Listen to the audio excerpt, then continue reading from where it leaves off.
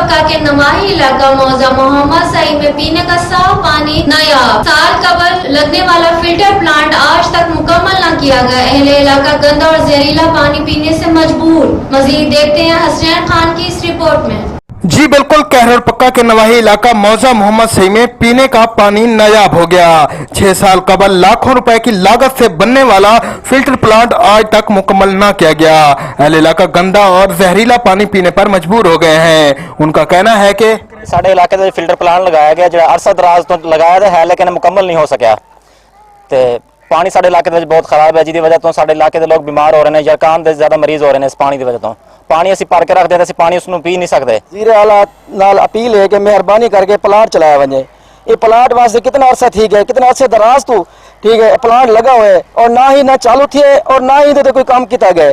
और दूसरे इलाके बुद्ध जगह चलते पैन तो पक्के चालू थी गए, कुछ इलाके चालू हो गए जो बाला असर लोग हैं उन्होंने चालू कर दिते हैं।